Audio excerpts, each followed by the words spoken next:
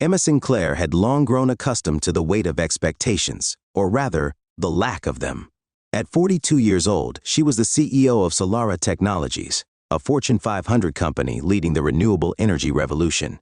A woman who had once shared a cramped apartment with 6 family members in the heart of Chicago, she had built her company from the ground up, turning it into a billion-dollar empire. Today was meant to be a day of celebration. Her team had just closed a $500 million deal, a historic acquisition that would transform energy distribution across 3 continents. She was on her way to San Francisco for a board meeting to finalize the transition, and for once, she had allowed herself a moment of satisfaction. But as she stepped onto the jet bridge at O'Hare International Airport, she felt the familiar weight of eyes on her, not the casual glances of travelers, but the kind of measuring looks that questioned her right to be there. She ignored it. This was nothing new. Emma adjusted her silk scarf, straightened her charcoal gray blazer, and pulled out her first-class boarding pass, seat 2A. She had earned this seat. "Good afternoon, Miss Sinclair," the gate agent greeted, his smile practiced but distant. Emma caught the brief hesitation before he said her name, just long enough to be noticeable. "Here we go again. There seems to be a slight issue with your boarding pass," he continued, tapping at the computer. "The first-class cabin appears to be fully boarded already." Emma arched a brow. "That's impossible. I booked this ticket 3 months ago." "I understand, ma'am," the agent said, though his tone suggested otherwise. "Would you mind waiting in economy while we sort this out?" "Wait in economy?" Emma kept her expression neutral, but inside a slow, steady burn had begun. She glanced around. No one else was being asked to wait. Passengers who had arrived after her had walked straight onto the plane, unchallenged. This wasn't a system error. This was something else entirely. "I don't think there's been a mistake," Emma said evenly. "My ticket states seat 2A, first class. I'd like to take my seat now." The agent's smile tightened, but before he could respond, a flight attendant appeared behind him. Her silver-streaked hair was pulled into a severe bun, and her name tag read Patricia Whitmore, Senior Cabin Manager. "Everything all right, Kevin?" Patricia asked, her gaze flicking to Emma. "Miss Sinclair is under the impression she has a first-class ticket," the agent replied. Emma suppressed a sharp laugh. "Under the impression?" She pulled out her phone, opening the airline's app, and held it up. "I don't believe I have a first-class ticket." "I do have a first-class ticket." Patricia barely glanced at the screen. "I see," she said coolly. "Well, there seems to be a misunderstanding. First class is currently full. Perhaps you'd be more comfortable waiting in economy until we can address the situation." The same phrase, repeated a second time. Emma exhaled slowly, keeping her composure. This was not the first time she had been subtly pushed aside, made to feel like she didn't belong. She had encountered doubt, skepticism, and quiet prejudice in executive boardrooms, in venture capital meetings, and now, apparently, at Gate C-16 of O'Hare Airport. She could call them out now, demand immediate action. But Emma had built her empire by turning obstacles into opportunities, and today would be no different. "Very well," she said smoothly, slipping her phone back into her pocket. Then, with absolute calm, she turned and walked toward the economy section, but not before typing a quick message to her assistant, Marcus. "Need background on Flight 2187 crew, names, records, any past complaints. Also, connect me with Global Air Partners CEO, Thomas Harrington. Now." Seconds later, her phone vibrated. On it. "Harrington expects your call in 3 minutes." Emma slid into a cramped seat in row 34, ignoring the curious glances from passengers wondering why someone dressed like her was sitting in economy. Let them wonder. She had bigger things to handle. Connecting her wireless earbuds, she dialed. The call rang twice before Thomas Harrington's deep voice answered. "Emma," he greeted her, sounding confused. "I wasn't expecting to hear from you until the board meeting." Emma leaned back in her seat, crossing one leg over the other. "Well, Thomas," she said lightly, "I'm currently sitting in economy on one of your planes, because your flight crew seems to think I don't belong in first class." Silence. Then a sharp inhale. "Tell me everything." Unaware of what was happening behind the scenes, Patricia Whitmore continued her pre-flight duties, oblivious to the fact that the woman she had just dismissed was, in fact, her new boss's boss's boss. The public announcement of Solara Technologies' acquisition of Global Air Partners was scheduled for tomorrow morning.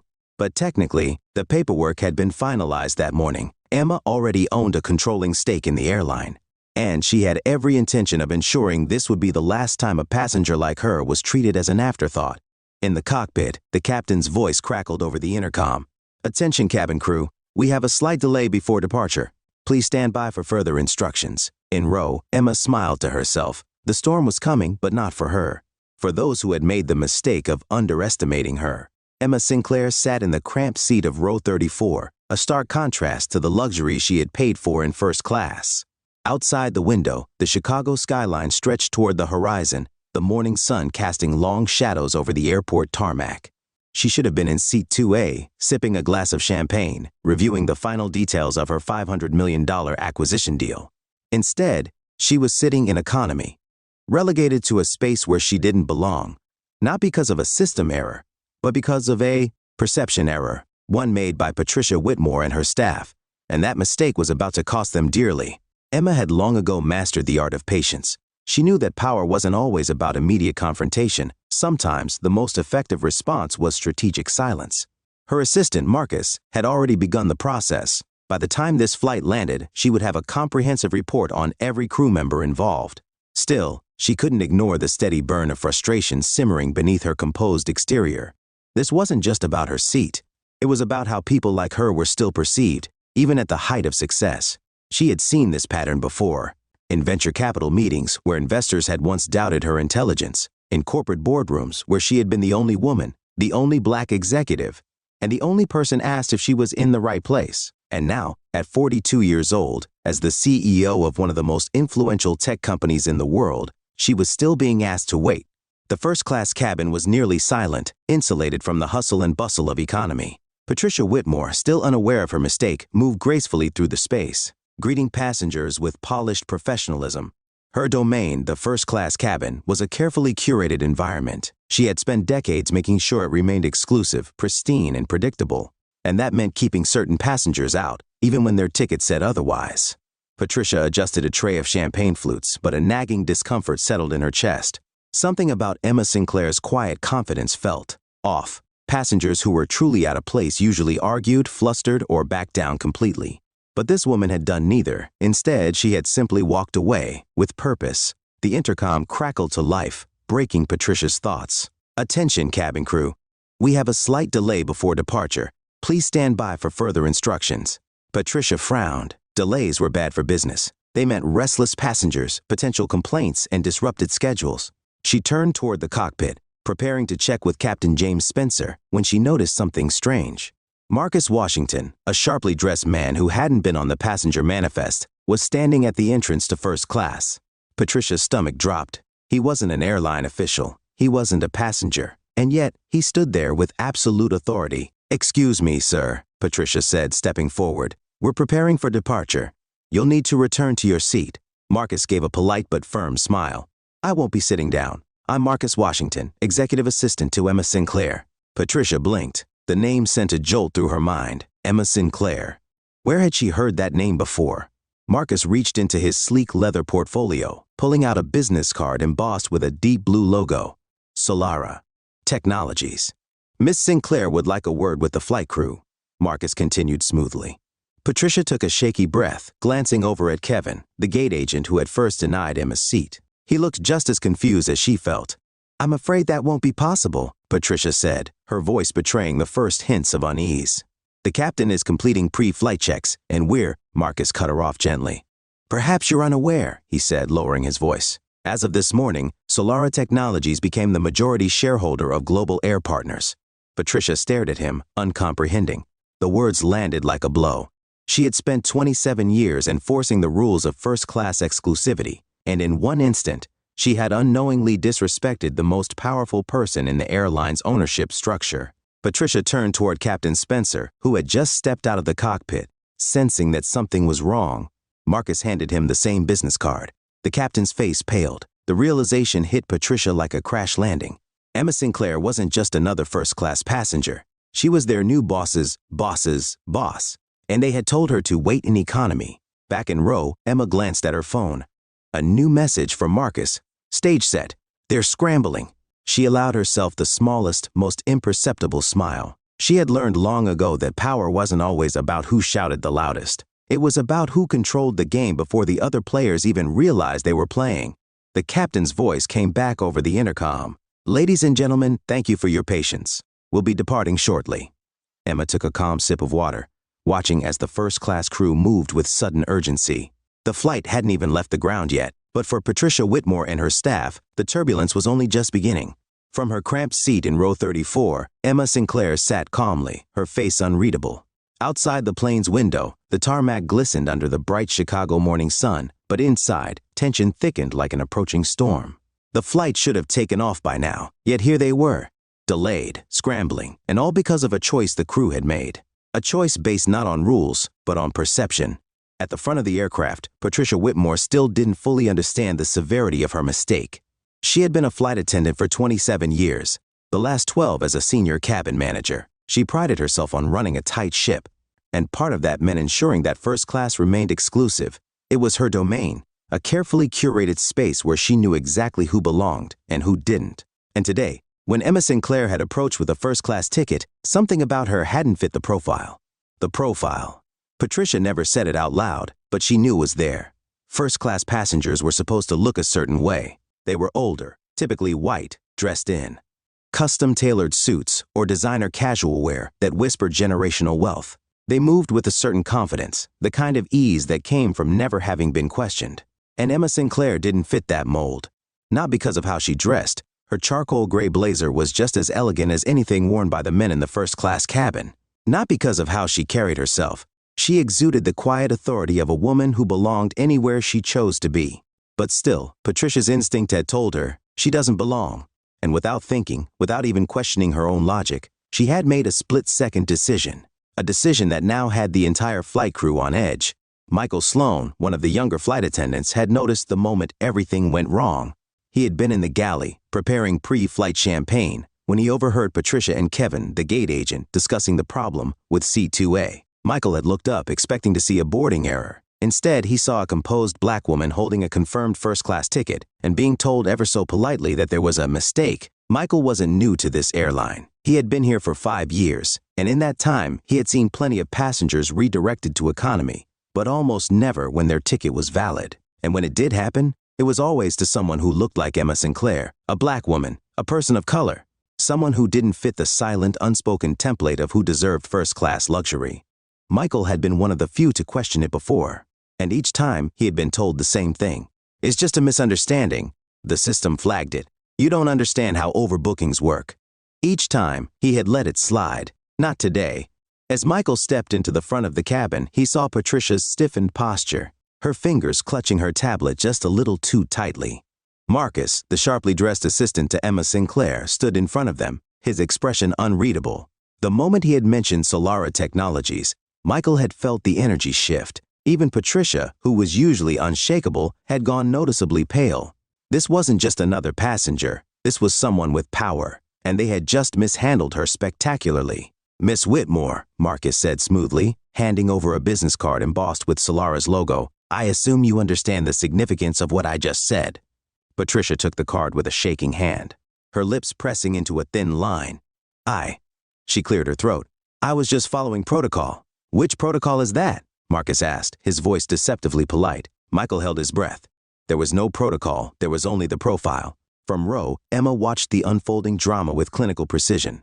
She didn't need to step in yet. She had already won this round. The moment Marcus walked into first class, the balance shifted. She could see it in the way Patricia suddenly looked uneasy, in the way Captain Spencer was now listening carefully instead of dismissing concerns. She could see it in Kevin's nervous glances, as if realizing too late that he had made the worst mistake of his career. But most importantly, she could see it in Michael Sloan's face. He wasn't afraid. He was watching, observing, waiting for his moment to speak up. She made a mental note. He's someone to watch. Patricia turned back toward the cockpit, her legs moving stiffly. She needed to talk to the captain, to fix this, to explain herself. But what could she say? That she had tried to deny first-class service to the CEO of the company that now owned them? That she had made an assumption based on nothing but her own ingrained biases? Michael watched her leave, his jaw tightening. Then, as if sensing someone's gaze, he turned and met Emma Sinclair's eyes across the plane. A silent moment passed between them.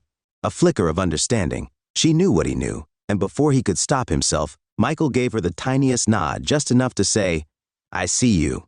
Emma returned the nod just as subtly. She had allies here, and soon the entire airline was going to know it. From her seat in row 34, Emma Sinclair watched the first-class crew unravel. Patricia Whitmore, who had once carried herself with complete authority, now stood stiffly, her fingers tightening around her tablet. Kevin, the gate agent who had dismissed her without a second thought, now looked pale, shifting nervously. And Captain James Spencer, who had stepped out of the cockpit moments earlier, had begun to sense something was deeply wrong. None of them had any idea who she was, not until Marcus Washington, her trusted assistant, had walked into first class and changed everything. Because Emma Sinclair was not just another passenger. She was the new majority shareholder of the entire airline. And they had just denied her the seat she rightfully owned. Inside the first-class cabin, Patricia's mind raced. This had to be some kind of mistake. She glanced down at the business card Marcus had handed her, the dark blue Solara Technologies logo gleaming under the cabin lights. Her stomach twisted. It was true. The airline's parent company, Global Air Partners, had just been acquired by Solara Technologies that very morning. And Emma Sinclair wasn't just an influential CEO. She was now her boss's boss's boss. And Patricia had just tried to send her to economy. She swallowed, looking at Captain Spencer for guidance. But the captain wasn't looking at her. He was looking at Marcus, whose calm, unshakable confidence told him everything he needed to know. They had made a terrible mistake. Back in row 34, Emma checked her phone. A message from Marcus. "Harrington is waiting for your call. Full personnel report incoming." She smirked slightly. Thomas Harrington, the CEO of Global Air Partners, had probably been blindsided by this just as much as the crew. She imagined him scrambling at corporate headquarters, trying to contain a disaster before it even reached the media. The irony was delicious. This wasn't a manufactured PR crisis. This was real. This was power in its purest form. And the most satisfying part? Emma hadn't even had to raise her voice. Captain Spencer took a steadying breath, then turned to Marcus. "Mr. Washington," he said cautiously, "we had no idea Miss Sinclair was." He hesitated, searching for the right words. Marcus raised an eyebrow. "That she was what, Captain?" Patricia felt her face burning with humiliation. That she was powerful? That she was too important to dismiss? That she was the kind of person they should have treated with respect from the moment she walked on board? Patricia started, but her voice failed her. There was nothing she could say that would erase what had already happened. Emma slowly stood from her seat in economy, adjusting her blazer. The whispers around her grew louder as she began walking down the aisle toward the front of the plane. Passengers craned their necks, trying to understand what was happening. The woman they had seen pushed aside was now walking with purpose, her expression unreadable. Patricia stepped back instinctively as Emma entered the first-class cabin, her heels clicking softly against the carpet. Marcus took a step back, allowing Emma to stand at the center of it all. Captain Spencer cleared his throat. "Miss Sinclair," he said, his voice laced with regret, "I'd like to personally apologize for the misunderstanding." Emma held up a single hand, stopping him. Then she turned to Patricia Whitmore. "Miss Whitmore," she said smoothly, "how many years have you worked for this airline?" Patricia stiffened, hesitating. 27, she said finally.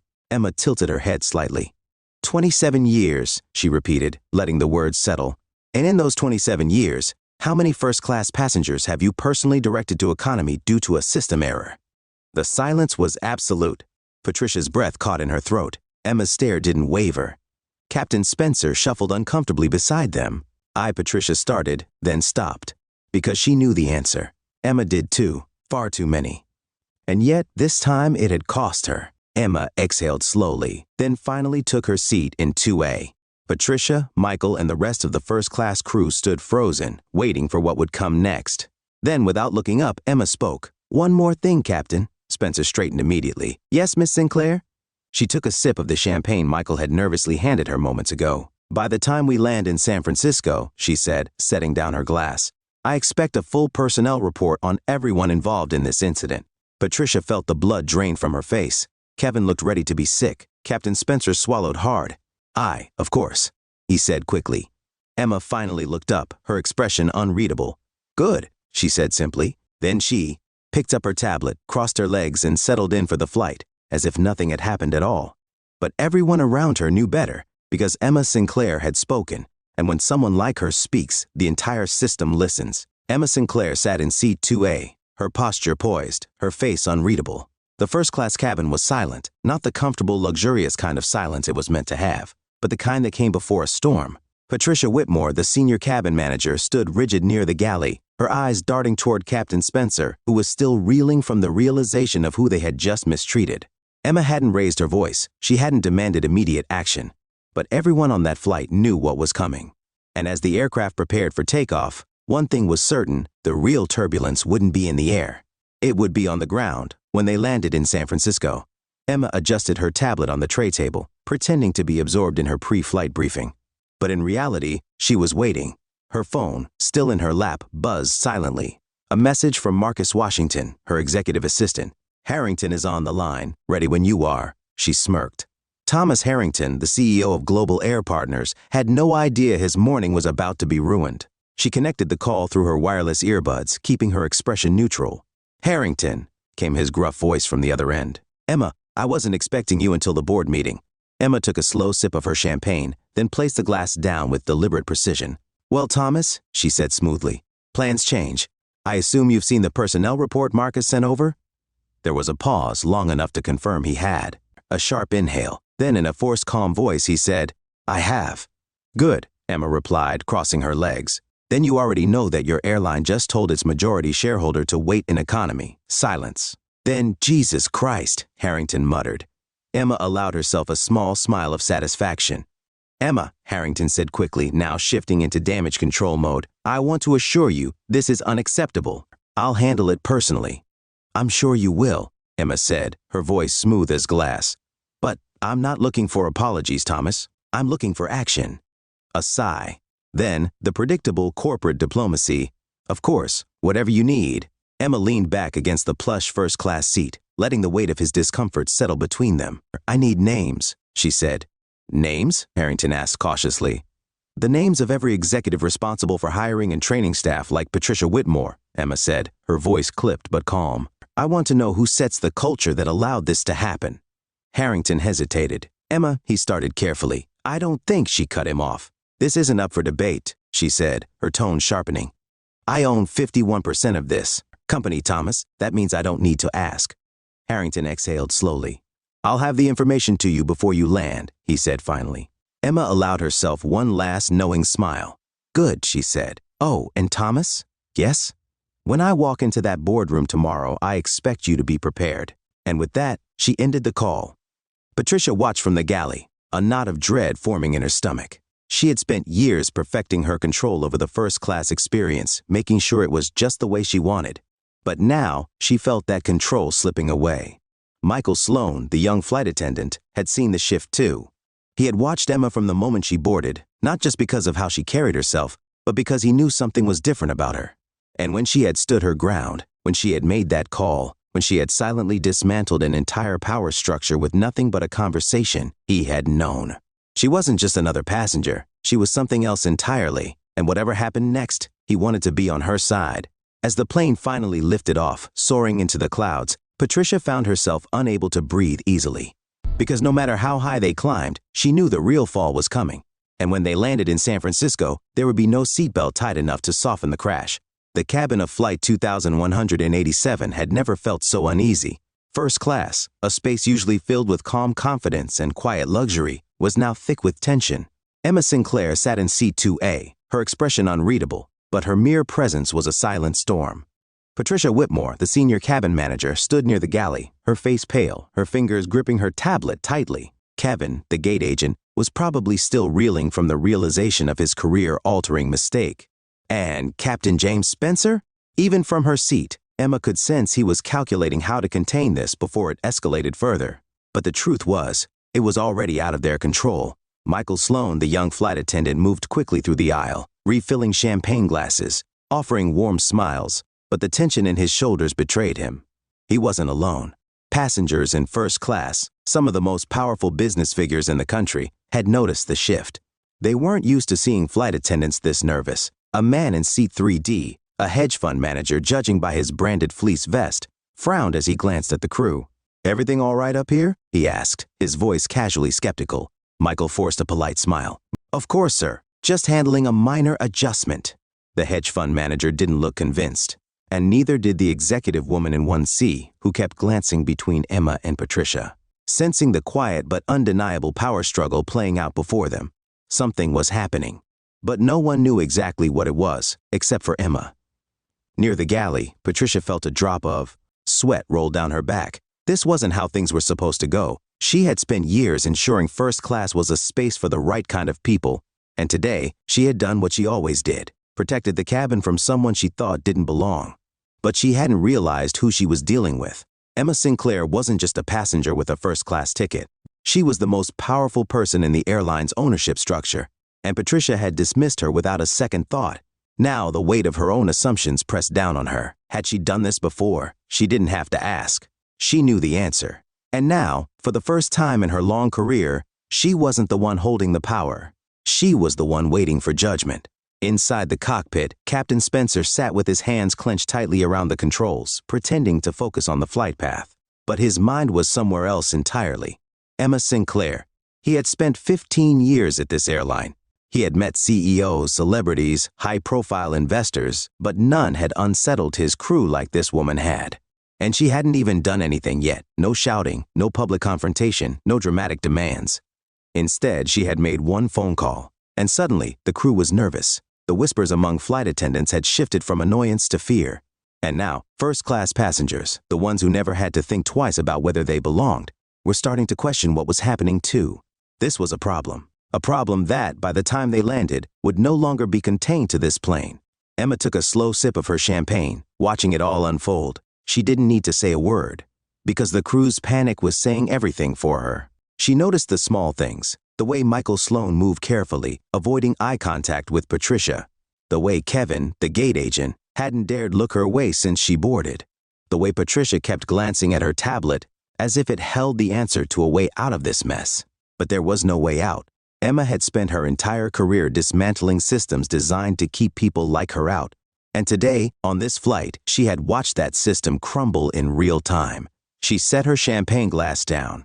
Then, with absolute calm, she picked up her tablet and started typing. Because by the time they landed, there would be nowhere left for them to hide. The tension inside first class had reached its peak. Emma Sinclair sat in seat 2A, her expression calm, her posture poised. She didn't have to demand attention. She already had it. The flight crew, the captain, and the passengers all felt the weight of what had just happened. And now it was time to address it. Patricia Whitmore stood near the galley, her face tight with discomfort. She had been in this job for 27 years, long enough to know when she was on the losing end of a situation.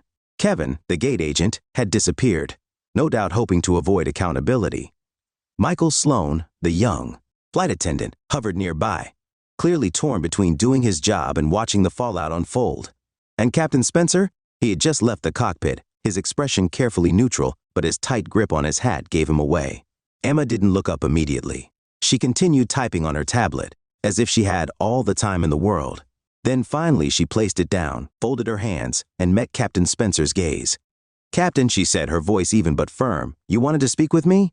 Spencer cleared his throat. "Yes, Miss Sinclair," he said, choosing his words carefully. "On behalf of the airline, I'd like to extend a sincere apology for the—" Emma held up a hand, stopping him cold. "I'm not interested in apologies, Captain," she said smoothly. "I'm interested in accountability." Patricia, who had remained silent until now, finally spoke. "Miss Sinclair," she said, her voice controlled but strained. "There was no intention to cause any offense. There was simply—" She hesitated, then continued, "a misunderstanding." Emma tilted her head slightly. "A misunderstanding," she repeated. "Tell me, Miss Whitmore, how often do these misunderstandings happen?" Patricia's jaw tightened. I wouldn't say it happens often," she said cautiously. Emma raised an eyebrow. "That's interesting," she mused, "because I just reviewed several passenger complaints that suggest otherwise." Patricia stiffened. Michael, who had been standing quietly, suddenly spoke. "She's right," he said. Everyone turned toward him. Patricia's eyes widened in shock. "Excuse me?" she said, her voice dangerously low. Michael swallowed but stood his ground. "I've seen it before," he continued. "Passengers like Miss Sinclair being questioned more than others, being asked to wait, being sent to economy." His voice grew stronger. "And I've seen complaints go ignored." Emma's expression remained unreadable, but there was a flicker of satisfaction in her eyes. She hadn't needed to say much. The truth had spoken for itself. Captain Spencer let out a slow breath. "Miss Sinclair," he said, his voice lower, "what do you want to happen next?" Emma looked at him carefully. Then she spoke. "By the time this plane lands," she said, "I expect a full report to be sent to corporate." Captain Spencer nodded stiffly. Understood. She turned to Patricia. And Miss Whitmore, she said, her tone unshaken, consider this your official warning. Your behavior today was not an isolated incident, and it won't be tolerated any longer. Patricia looked as if she wanted to argue, but she knew. She had already lost. Emma leaned back in her seat, picking up her champagne glass. Michael looked at her one last time, grateful, inspired, changed.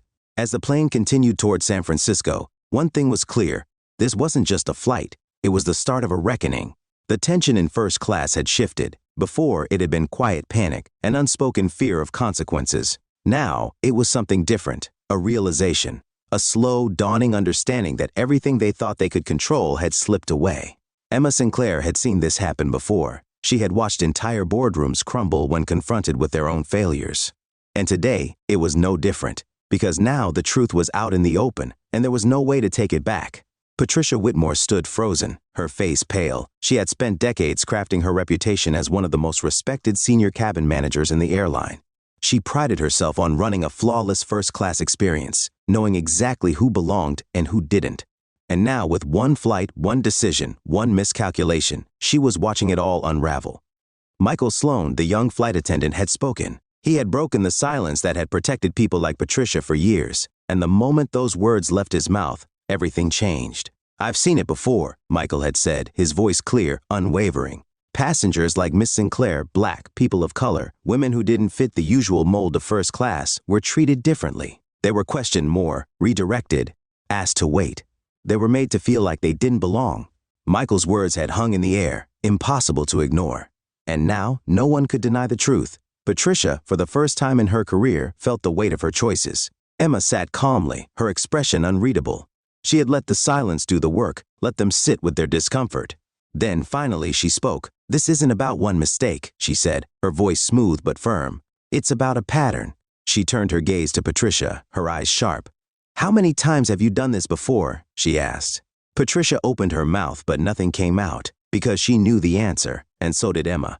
Too many, Emma said, finishing the thought for her. A heavy silence followed. Patricia, for once, had nothing to say. Captain Spencer's realization, Captain James Spencer, who had watched everything unfold, rubbed his temple. He had spent years flying for this airline, trusting his crew to manage first class professionally. He had assumed everything ran as it should, but now he was seeing things clearly for the first time, seeing how bias had seeped into the very foundation of the airline's culture, seeing how even he had been complicit by ignoring what he didn't want to see. He let out a long breath, then he turned to Emma. Miss Sinclair, he said carefully, I think it's clear changes need to be made. Emma held his gaze. Yes, she said, and they will be. Emma reached for her tablet, her fingers gliding across the screen as she finalized her notes. By the time they landed in San Francisco, corporate would already have the full report in their inbox. Every detail, every misstep, every pattern of discrimination that had been ignored for years. This wasn't just about her being denied her seat. This was about dismantling a system that had existed unchecked for far too long. Patricia remained silent, staring ahead, knowing she was now a passenger in her own fate. Michael, on the other hand, stood a little taller, because he had chosen the right side, and he knew it. As the plane soared through the clouds, the truth had already landed, and for those who had clung to the old ways, there was no going back now. The hum of Flight 2187 filled the air, but inside first class, the silence was louder than the engines. Patricia Whitmore stood motionless, her hands gripping the edge of the galley counter. Michael Sloan, the young flight attendant, had broken the unspoken rule. He had told the truth. And now, everyone was waiting for Emma Sinclair's next move. Emma didn't speak immediately. She took her time, calmly adjusting her tablet on the tray table, letting the weight of the moment settle over the cabin. Then she looked up, her gaze sharp, unyielding. And when she spoke, her voice was steady, controlled, but unmistakably final. This, she said, her tone measured, is the last time something like this happens under my watch. Captain Spencer stiffened. Patricia's fingers twitched against her tablet. Michael exhaled softly, sensing the power shift in real time. Emma leaned forward slightly, her eyes locked on Patricia. I don't believe in destroying people's careers over a single mistake, she said. But this wasn't a mistake, was it? Patricia opened her mouth, closed it, because they both knew the answer. It wasn't a mistake. It was a system, a pattern, a habit. And Emma was about to break it apart, piece by piece. You've had power here for a long time, Miss Whitmore, Emma continued, her voice unshaken. But that ends today. Patricia felt her throat tighten. Emma raised a single hand, stopping her mid-sentence. I'm not interested in excuses, she said. I'm interested in how you move forward from this. Patricia swallowed hard, nodding slowly. Emma turned, her attention to Captain Spencer. You run this aircraft, she said. And yet you had no idea this was happening right under your nose. Spencer's jaw tensed. That changes now, she said, because if it doesn't, you won't be wearing that uniform much longer. His eyes darkened, but he said nothing. Because he knew, she meant every word. Emma picked up her tablet, typing something quickly. By now, her report was already en route to corporate. Names, dates, incidents. Everything the airline had ignored for years, exposed in a single document. She glanced up at Patricia one last time. If you're still working here in 6 months, Emma said, I expect you to be part of the solution, not the problem. Patricia nodded, her face unreadable. Michael, standing off to the side, watched with something close to admiration, because he had never seen anyone challenge the system like this before, and for the first time since the flight began, he actually felt hopeful. Emma took a slow breath, then leaned back in her seat. The warning had been given. The power balance had shifted. And when Flight 2187 landed in San Francisco, the real storm would begin. The plane cruised steadily at 35,000 feet, but inside first class, an invisible storm was brewing. Emma Sinclair sat in seat 2A, her expression unreadable, but her presence alone was reshaping everything around her. Across the aisle, Patricia Whitmore sat rigidly, still reeling from Emma's warning. Captain Spencer had retreated to the cockpit, but his mind wasn't on the flight path anymore. And Michael Sloan, the young flight attendant who had spoken up, moved with newfound awareness, as if he had just realized how deeply broken the system was. Because this wasn't just one flight, one incident, one mistake. This was a pattern. And today the pattern had been exposed. Emma had spent her entire career breaking through barriers that had been placed in her way before she even got there. She had fought against investors who underestimated her, boardrooms that assumed she didn't belong, and corporate structures designed to exclude people like her. And what had happened today, it wasn't new. It was a perfect example of how discrimination hides in plain sight, not in loud, obvious acts, but in small, calculated moments.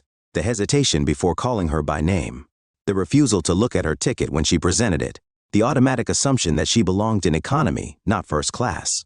The way Patricia never even questioned her own actions because she had done it so many times before without consequence. This was how systemic discrimination worked. Not through single acts of hatred, but through an entire culture that let it go unchallenged. Patricia sat still, staring at her folded hands. She had never considered herself biased. She had always believed she was simply enforcing the rules, ensuring first class remained a space for those who fit the image. But now she realized the rules themselves had been built on bias. She had been a part of something bigger than herself, something that had been in place long before she ever stepped into a uniform, and she had upheld it without question. Michael moved through first class, refilling glasses, but his mind was racing. He had always known something was off, the way certain passengers were treated differently, the way some complaints were brushed aside, but he had never dared to say anything. Until today. Until Emma Sinclair showed him what real leadership looked like. And now, for the first time, he realized, staying silent made him complicit. And he wasn't willing to be complicit anymore. Emma took a slow breath, watching everything shift around her. She had forced a reckoning, and she knew this wasn't just about her experience on this flight. It was about all the other flights, all the other passengers, all the other moments that had gone unnoticed and unchallenged. Today, she had shined a light on it, and when they landed in San Francisco, that light would only grow brighter. Because the truth had been revealed, and there was no going back now. The wheels of Flight 2187 touched down at San Francisco International Airport, but for Emma Sinclair, the real landing was just beginning. As the plane taxied toward the gate, she gathered her tablet and notes, preparing for the meeting that would determine the future of the airline. This wasn't just about what happened on the flight. It was about exposing a system that had been running unchecked for years. And by the time this meeting was over, everyone would understand that the rules had changed. Emma stepped off the jet bridge, her heels clicking sharply against the polished airport floors. Marcus Washington, her executive assistant, was already waiting. "They're in the executive lounge," Marcus said as they walked. "Harrington's nervous. He's trying to control the narrative." Emma smirked. "Let him try." As they entered the Global Air Partners executive lounge, a hush fell over the room. At the far end of the long conference table, Thomas Harrington, CEO of Global Air Partners, sat with his senior executives. Patricia Whitmore, still visibly shaken, sat near the end of the table, avoiding eye contact. Captain James Spencer was there too, his expression carefully neutral. And then there were the legal teams, already prepared with damage control statements. But Emma wasn't here for corporate spin. She was here to change the system. Harrington cleared his throat. "Emma," he began, forcing a tight smile, "we appreciate you taking the time to meet with us. I understand there was a night incident on your flight." Emma raised an eyebrow. "An incident?" she repeated, setting her tablet down. "Is that what we're calling systemic discrimination now?" A few of the executives shifted uncomfortably. Harrington's smile faded. "Look," he said, leaning forward, "we recognize that mistakes were made, and we take these matters seriously. We're prepared to issue a formal apology and implement additional diversity training." Emma leaned back in her chair, folding her arms. "That's cute," she said, "but I'm not here for an apology, Thomas. I'm here for real change." Harrington exhaled slowly. "What exactly are you asking for?" he asked, though his tone suggested he already knew he wasn't going to like the answer. Emma tapped her tablet, sending a document to everyone in the room. "This," she said, "is a full report detailing the pattern of discriminatory practices within your airline." As the executives scrolled through the report, their faces paled. It contained passenger complaints, employee statements, and documented cases of bias, many of which had been ignored by corporate leadership. Emma continued, "I'm not interested in performative solutions," she said. "Here's what's going to happen. Every member of your executive team will undergo a full review of hiring and training policies. Your crew training materials will be rewritten with outside consultants to eliminate bias. Your reporting system will be overhauled to protect employees who speak up about discrimination. And, effective immediately, Patricia Whitmore will step down as senior cabin manager." The room went silent. Patricia's face drained of color. She started, but Emma didn't give her the chance to finish. "You built a culture that justified removing people like me from spaces we rightfully belong in," Emma said. "You don't get to keep your position while we fix it." Harrington pinched the bridge of his nose, then exhaled. "Emma, I need you to understand something," he said, his voice tight. "This airline is a massive operation. These changes take time. They have to be carefully implemented." Emma tilted her head, cutting him off. "You misunderstand," she said. "I'm not asking." Harrington looked at her, and in that moment he knew she had already won. Because she wasn't just another executive making demands, she was the majority shareholder of the airline's parent company, which meant she had the power to make these decisions herself. Emma stood up, gathering her things. "I expect a full compliance report within the next 30 days, she said. "And if I don't see results, we'll be having a very different conversation." With that, she turned and walked toward the exit, Marcus following close behind. As they stepped out into the hallway, Marcus grinned. "That was brutal," he said. "Think they'll actually follow through?" Emma smirked. "They don't have a choice." Because by the time she left San Francisco, the entire industry would know the rules had changed, and Emma Sinclair was the one rewriting them. Emma Sinclair walked out of the executive lounge, her heels clicking with purpose against the polished airport floors. She had just left the meeting with Global Air Partners leadership, where she had made her position clear: things had to change. But unlike what some might have expected, she hadn't immediately fired everyone involved. She had done something far more disruptive. She had forced them to change. Marcus Washington, her trusted executive assistant, matched her stride. "They expected you to clean house," he said, checking his tablet. "Patricia Whitmore probably thought she'd be escorted out by security." Emma smirked. "She doesn't get off that easy." Marcus raised an eyebrow. "Most people in your position would have fired her on the spot," he said. Emma shook her head. "That's the problem," she replied. "Firing one person doesn't fix the system that created them." She had seen it happen too many times before. A company faced a scandal. A high-profile firing gave the illusion of accountability. The media moved on. And behind the scenes, nothing really changed. Not this time. Back in the executive lounge, Patricia Whitmore sat staring at her hands, her mind racing. She had been prepared for termination, the swift kind that came with a severance package and a non-disclosure agreement. Instead, she had been told to stay, but not as a senior cabin manager, as part of the solution. Her reassignment? She would be responsible for implementing the very reforms she had once ignored. It was a punishment far more personal than being fired. Because now, she had to confront what she had been complicit in, and she had to fix it. Captain James Spencer, who had watched the entire meeting unfold, rubbed his jaw thoughtfully. He had flown for this airline for years, trusting that the company ran smoothly. Now he realized he had been blind to the deeper problems. And now that he had seen them, he couldn't unsee them. Later that day, he made a quiet decision. He walked into Emma Sinclair's temporary office in San Francisco, where she was reviewing reports. "I want in," he said simply. Emma looked up from her tablet, assessing him. "In what way?" she asked. "I've spent my career ignoring problems I should have noticed," he admitted. "I don't want to be that kind of leader anymore." Emma considered him for a moment, then slid a folder across the desk. "Read this," she said. "It's the framework for the new Ethics and Accountability Committee." Spencer picked it up. "You're making an internal watchdog group?" Emma nodded. "You want to help?" she said. "Then help fix what's broken." Spencer gripped the folder tightly. He wasn't used to being challenged like this. But maybe that was exactly why he needed to be here. Meanwhile, Michael Sloan, the young flight attendant who had spoken up, was reassigned as well. Emma had promoted him, not to first class, but to a new training position. "People like you don't usually last in this industry," Emma had told him. "Because they get tired of fighting the system?" he asked. She nodded. "But now you're going to be the one teaching others how to do better." Michael had never expected his moment of honesty on the plane to lead to this kind of opportunity. And for the first time since he started working for the airline, he felt hopeful about its future. Emma had chosen reform over revenge. Because real change wasn't about punishing individuals, it was about dismantling the system that protected them. And now, for the first time in the airline's history, that system was under reconstruction.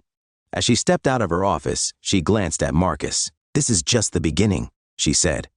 And Marcus, who had seen Emma Sinclair transform industries before, simply nodded. Because he knew, when Emma started something, she always finished it.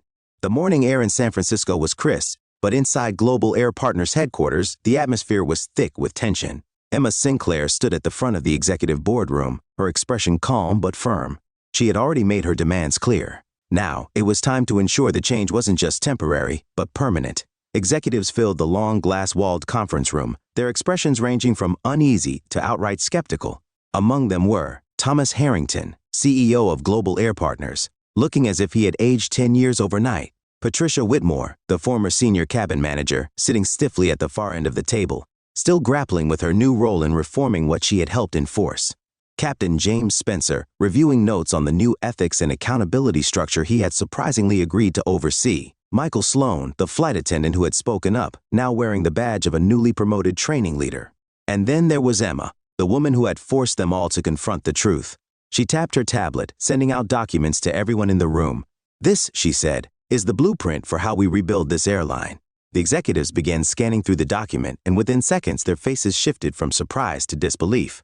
Emma had designed a multi-phase reform strategy that would go beyond empty promises. Key changes included overhauling the hiring process, ensuring promotions were based on merit, not favoritism, implementing a transparent reporting system, protecting employees who reported discrimination or unethical practices, mandatory bias training, not just a one-time seminar, but ongoing education and real accountability, customer service restructuring, retraining flight crews on how to interact fairly with passengers without unconscious bias influencing their decisions, creating an internal oversight committee, staffed by employees from all levels, not just executives, to ensure accountability wasn't optional. Harrington let out a slow breath, setting his tablet down. "This is a massive shift," he said carefully. Emma nodded. "That's the point." A vice president from customer relations spoke up. "We agree reform is needed," she said. "But won't this create pushback? Longtime employees might feel targeted." Emma's gaze didn't waver. "They should," she said simply. Silence fell over the room. She let her words settle before continuing. "This isn't about making people comfortable," she said. "It's about making things right." She turned to Patricia. "You, more than anyone, understand how deep this problem runs," she said. "You've enforced these standards for years. Now you're in a position to dismantle them." Patricia hesitated, then slowly nodded. "I won't pretend this is easy," she admitted, "but I see now that it's necessary." That was enough for Emma. For now. Emma turned next to Captain Spencer. "You're overseeing the ethics committee," she said. "Are you ready for that responsibility?" Spencer straightened his shoulders. "I won't be a figurehead," he said. "If we're doing this, we're doing it right." Emma gave a small nod of approval. "Good," she said, "because I won't allow anything less." Finally, Emma addressed Michael Sloan, the only person in the company who had dared to challenge the system before she arrived. "You spoke up when no one else did," she said. "That's the kind of leadership this company needs." Michael looked around the table, seeing executives who had once dismissed him as just another flight attendant now treating him like an equal. It was a feeling he had never expected but had always deserved. "I won't let you down," he promised. Emma stood from her seat, looking around the boardroom of reluctant changemakers. You don't have to like these changes, she said. But you will implement them, no one argued. Because they knew there was no going back now. And when the meeting adjourned, Emma knew one thing for certain: she hadn't just changed a company. She had set a new standard for an entire industry. By the time Emma Sinclair left the headquarters of Global Air Partners, the world had already started talking. It had been less than 24 hours since her confrontation on Flight 2187, less than 12 hours since she had forced the airline's leadership into a complete corporate reform plan. And now, the story had exploded beyond the walls of the boardroom. The world was watching. As Emma's car pulled away from the building, Marcus Washington, her executive assistant, scrolled through his phone. "You've gone viral," he said, half amused, half serious. Emma sighed. "What are they saying?" Marcus smirked, reading out headlines. "CEO denied first-class seat? She now owns the airline." Emma Sinclair takes down discrimination at 35,000 feet. Power move of the year: what happens when you mess with the wrong passenger? Emma rolled her eyes. "Dramatic." Marcus glanced up. "You did just force one of the biggest airlines in the country into a full-scale corporate overhaul," he reminded her. "That's not exactly subtle." Emma smirked. "True. On Twitter, Instagram, and LinkedIn, people were divided. Some were cheering her on, calling her a trailblazer for exposing systemic bias in the airline industry. Emma Sinclair just did what every black woman who's been dismissed or underestimated has dreamed of doing. Iconic. The way she handled this? Class. And then she didn't just take revenge, she demanded real change. That's leadership. No one is untouchable anymore. If a CEO can experience this, imagine what happens to everyday passengers. Others, however, were skeptical. This is corporate overreach. She's just flexing her power. So now people are getting fired because of a misunderstanding? Dangerous precedent. She's trying to make this about discrimination, but what if it was just a ticketing issue? Emma expected this. She had seen it before. Whenever someone challenged the system, there were always people who would defend it because change made them uncomfortable. But this time, the change was already in motion. By the time Emma reached her office, news anchors were discussing her story on every major network. A panel on CNN debated the implications of the situation. She didn't just call out the problem, she proposed a solution, one commentator said. That's what makes this different. On business networks, analysts speculated about what this meant for Global Air Partners' stock value. This could be a PR disaster, or it could be an opportunity, an expert noted. If they handle it right, they'll come out looking like leaders in corporate responsibility. Meanwhile, Thomas Harrington, CEO of Global Air Partners, was scrambling. His phone hadn't stopped ringing since the meeting. Investors wanted answers. Executives were panicked. And customers, they were demanding to know what the airline was going to do about it. By mid-afternoon, the airline released an official statement. Global Air Partners acknowledges the concerns raised by recent events and is committed to ensuring that all passengers receive the highest level of respect and service. We are taking immediate steps to implement new policies and training programs that promote inclusivity and fairness at all levels. Harrington hated that he had been forced into this position, but he knew Emma Sinclair had left him no choice. That evening, Emma finally addressed the public. Sitting in her corner office overlooking the San Francisco skyline, she recorded a brief but powerful video message. What happened to me on Flight 2187 wasn't just about me. It was about a system that has been quietly dismissing and excluding people for years. I had the privilege and power to fight back, but most people don't. That's why this moment isn't about one flight or one company. It's about demanding better from an entire industry. And trust me, we're just getting started. By morning, her message had reached millions, and one thing was clear: this wasn't just a trending topic. It was the beginning of a movement. The boardroom at Global Air Partners was silent, but the tension was suffocating. Emma Sinclair sat at the head of the table, poised and composed, while across from her, Thomas Harrington and his team of executives were visibly unsettled. The news cycle had not been kind to them. Every major network was covering the scandal passengers were calling for accountability, and investors were demanding explanations. And now, the airline's leadership had gathered to push back. Harrington's opening attack. Harrington exhaled sharply, tapping a pen against the polished table. "This has gotten out of control," he said, his voice tight. "We need to manage this before it destroys our reputation." Emma arched an eyebrow. "Your reputation was already at risk," she replied. "The only difference is now the world sees it." A murmur ran through the room. A senior executive, Mark Davison, cleared his throat. "Emma, we understand you want reform," he said. "But the way this is unfolding is damaging the company." Emma leaned forward.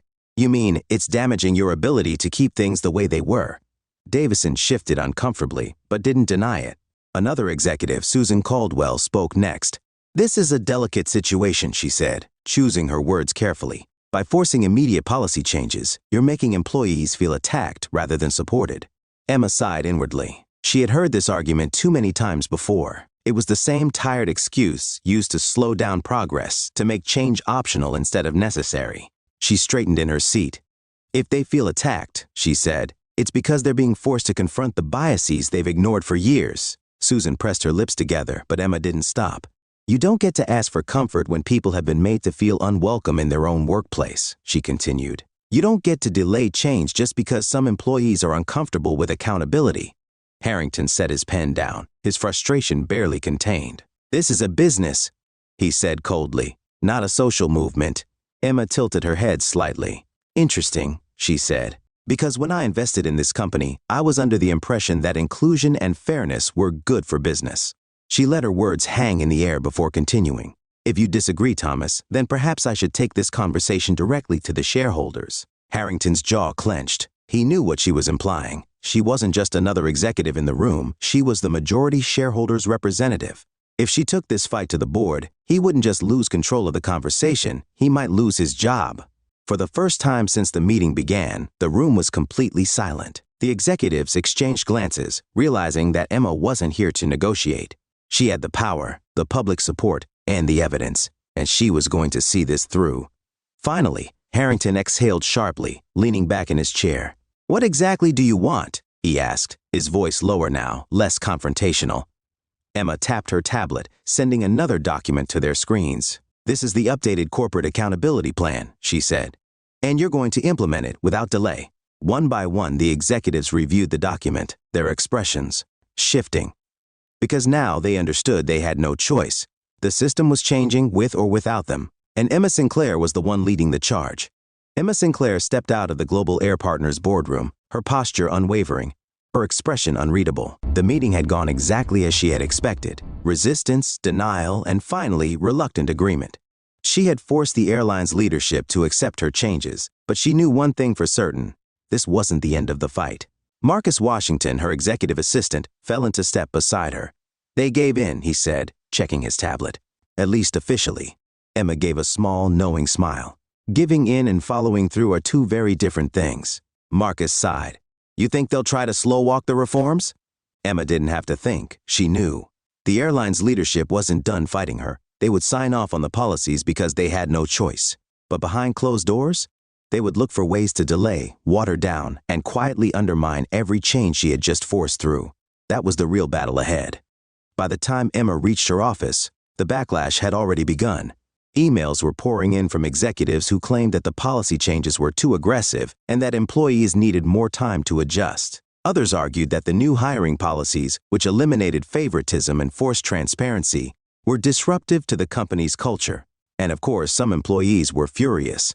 Anonymous messages leaked onto social media. Emma Sinclair is trying to turn this company into a PR stunt. She's ruining decades of tradition to make herself look good. First-class service used to mean something. Now, it's all about politics. Emma exhaled slowly, but she wasn't surprised. This was always how it went. Later that afternoon, Captain James Spencer, the newly appointed head of the Ethics and Accountability Committee, walked into Emma's office. I assume you've seen the backlash, he said, sitting across from her. Emma nodded. I expected it. Spencer studied her for a moment.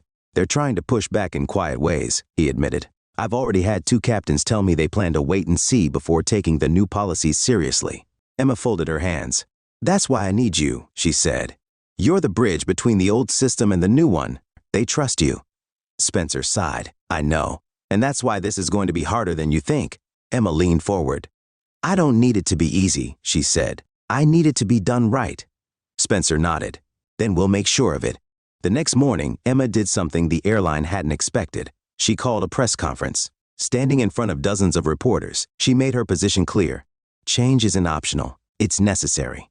This company made a mistake, not just in my case, but in countless others who were dismissed and overlooked for years. I'm not here to punish. I'm here to fix it. And make no mistake, I will be watching. Every promise made will be kept. Every reform introduced will be enforced. And anyone who stands in the way of progress will be held accountable. By the time the press conference ended, the message was clear. Emma Sinclair wasn't backing down. And for anyone in the company who thought this fight was over, they were about to learn the truth. The fight had only just begun. Emma Sinclair stood near the floor-to-ceiling window of her office, looking out over the San Francisco skyline. It had been weeks since she forced global air partners into accountability, since she stood her ground, demanded change, and refused to let the system continue as it always had. The battle was still ongoing, but something was now clear. The company, the industry, and even the world had started to change. And Emma was the reason why. Marcus Washington, her trusted executive assistant, walked in, holding a stack of reports. "They've officially rolled out the first phase of the new training programs," he said. "And early results are..." He paused, glancing at her. Emma turned from the window. "What?" Marcus smirked. "Surprisingly positive," he admitted. "Even some of the old guard employees are starting to come around." Emma raised an eyebrow. Marcus continued. "Michael Sloan sent me a message this morning. He says flight attendants actually feel heard for the first time. Even Patricia Whitmore, who resisted this the most, has embraced her new role." Emma leaned back in her chair, a slow smile forming. "They never hated change," she said. "They just didn't believe it was possible." Later that afternoon, Emma received an email from Thomas Harrington. The CEO of Global Air Partners was officially stepping down. His message was brief. "Emma, I fought you because I didn't think things could be different. I see now that I was wrong. The company is in better hands now. Good luck." Emma studied the email, feeling no satisfaction, only relief. The old ways were fading, making room for something better. That evening, Emma sat at her desk and recorded one final message. It wasn't for the executives, it wasn't for the board, it was for the people watching. Power means nothing if you don't use it for change. I was dismissed, ignored, and told to wait outside. Instead, I took control of the room. But this isn't just about me. It's about anyone who's ever been told they don't belong, on a plane, in a boardroom, in a position of power. Let this be a reminder. You don't have to wait for permission to take your place. You belong. And if someone tries to stop you, change the system so that no one else has to fight the same battle. As she pressed send, she felt it, the weight of history shifting. Because she had done what so many before her had only dreamed of doing. She had used her power not for revenge, but for justice. And the world would never be the same again. Life teaches us many lessons, but one of the most important is this. True power is not about control, it's about change. The story of Emma Sinclair is not just about one woman confronting injustice. It's about the courage to challenge a broken system and demand accountability where it's long been ignored. For many of us, especially those who have lived through decades of social and cultural shifts, we know all too well that change never comes easily. There was a time when people accepted discrimination as just the way things were. But history proves that progress is made by those who refuse to stay silent, those who see injustice and choose to act rather than look away. Emma's story reminds us that our voice matters. She could have ignored the discrimination, taken her seat in economy, and moved on. But instead, she used her position, knowledge, and influence to ensure that no one else would have to endure what she did. Her battle was not just personal. It was a fight for fairness, dignity, and equal opportunity for all. This lesson is something we can all apply to our own lives. Whether it's standing up for a friend, holding leaders accountable, or simply refusing to accept unfair treatment, we each have the power to make a difference. But change doesn't happen overnight. Emma didn't just challenge the injustice, she saw it through, making sure reforms were enforced and that people were held responsible. Persistence is key in any fight for fairness. If we want the world to be better, we must be willing to stand firm, even when it's uncomfortable. To those who have spent decades navigating life's challenges, this story is a reminder that wisdom and experience are powerful tools. The next generation needs leaders who can guide them, not just in words, but in action. If we see a wrong being committed, we must ask ourselves, what can I do to make this better, not just for me, but for others? So today, I leave you with this thought. What kind of legacy do we want to leave? Do we accept things as they are, or do we fight for a world where respect and fairness are the standard? If you believe in using your voice to create change, if you've ever felt dismissed or underestimated, then let Emma's story be a reminder. You are never too small to make an impact. If this story inspired you, don't forget to like, subscribe, and share your thoughts in the comments below. Let's keep these important conversations going.